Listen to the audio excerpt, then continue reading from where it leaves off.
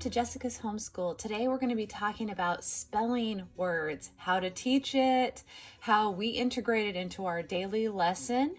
And I'm just going to go over some simple ways to do this. And also, if you're using the same program that we're using for language arts, how this works with their program. So step one in teaching spelling words is that at the beginning of the week, you, as the teacher, the parent, are going to determine which spelling words that you want your child or maybe multiple children to focus on that week and to work on. And then at the end of the week, after they have worked on these spelling words during the week, at the end of the week, they do a test. Good and the Beautiful, we happen to use their language arts program. This happens to be course book number 3, but it includes spelling, and we're going to kind of quickly talk about that. So when you're opening up about your course, there's kind of instructions for the parents, and in here there's a little portion that says spelling patterns, spelling rules, homophones, and targeted spelling words, which are words that are rule breakers or are commonly misspelled. So it covers it actually in the lessons. You don't necessarily need to do a little bit extra, but I do extra, and we're going to talk about why and how to do a little bit more with your kids. But let's continue to read right here. It says, mastery of spelling words, patterns, and rules is not expected at this age. Usually children at this level have not read enough to have a good mastery of spelling. That will come as they continue to learn and read.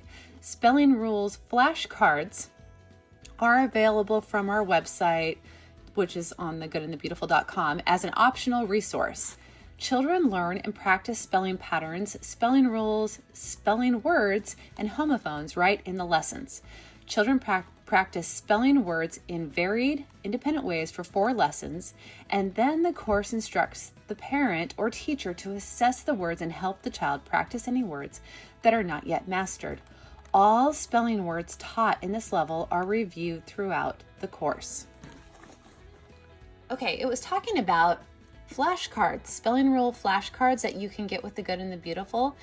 This happens to not be words. So if you're confused on what they meant by that, it's not words that the kids are practicing. They're flashcards. These little things here happen to be about the rules of spelling and why you would double the letters like S, F, or L at the end of words. This is rule number 1 about spelling.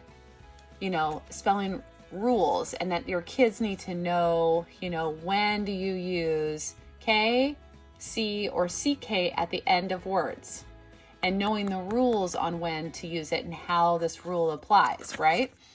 So that's what they're talking about with spelling rules.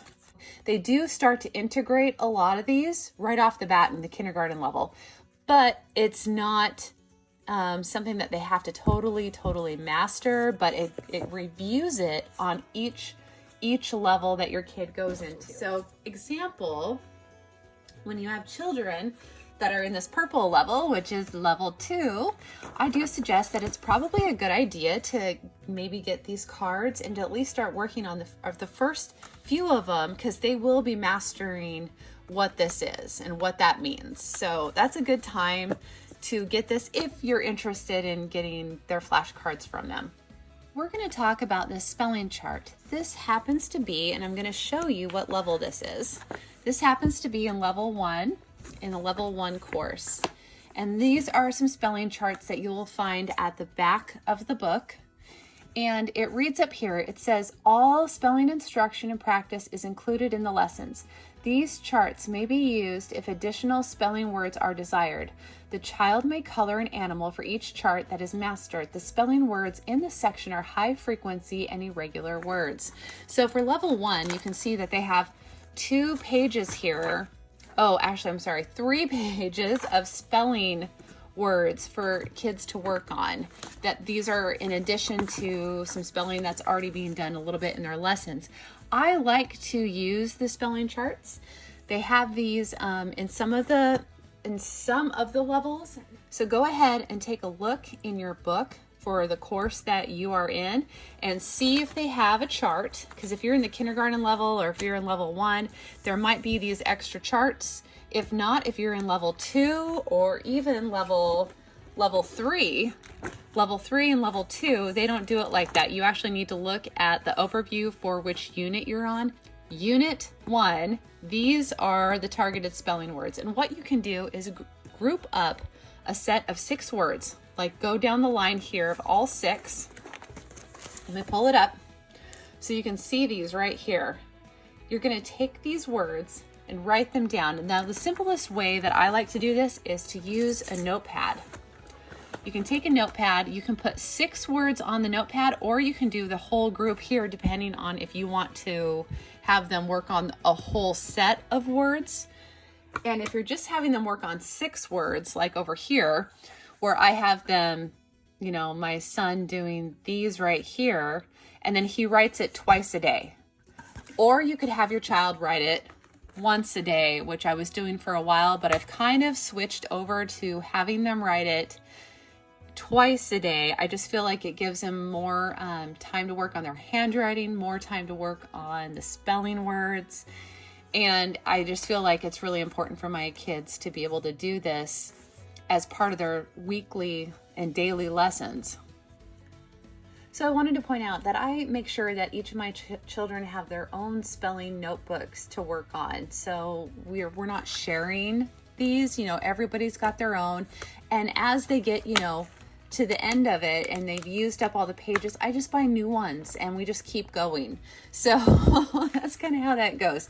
So they always have their own, and that their notebooks are kept with their curriculum that they are working on. So they always know for the day.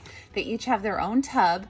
So we pull out the tub, we pull out all the curriculum, their spelling, their handwriting, books, their language arts, and then we're able to work on it. So it just keeps everything very straight and streamlined, especially if you have multiple children. Just get them each their own notebook for doing spelling and for practicing spelling. At the end of the week, after your kids have worked on a set of spelling words all week, it's a good idea to kind of give them a little test and see how they do. There's different ways of doing this. You can use a whiteboard with markers and test them and see how they do. You could use one of these here, you know, just a regular piece of paper, and have it on some sort of hard surface that they can write on. That works too, or just at the counter, you know, on a piece of paper. Or you can tear out a page in here on the side and go, you know, you can test them and see how they do on their spelling words. If they happen to miss a word, so we're going down the list, I'm saying it out loud, they're writing it down, you know, and they get to a word that they can't remember how to spell, they just blanked, or they you know, messed up 2 letters, or something happened, and they just couldn't remember. It's just, maybe it was just a little tricky for them. That's a good word to then know that, okay, they had a problem with that one. Have them work on that word the following week. Another thing that I have them do is, after I see that was a word that was a hard time, I'm like, okay, let's correct it. I have them correct it. And then let's write that word 3 times. And then let's try to spell the word. And maybe we'll do clapping as we spell it, you know, like for whatever word it is, July, July, you know, we'll clap, or we'll hop on the ground. Let's hop in place, or let's, you know, do something like that. So that just kind of reinforces that word again. And then the next week, usually they'll be able to pass that word off without any hesitation or any problem with being able to spell it.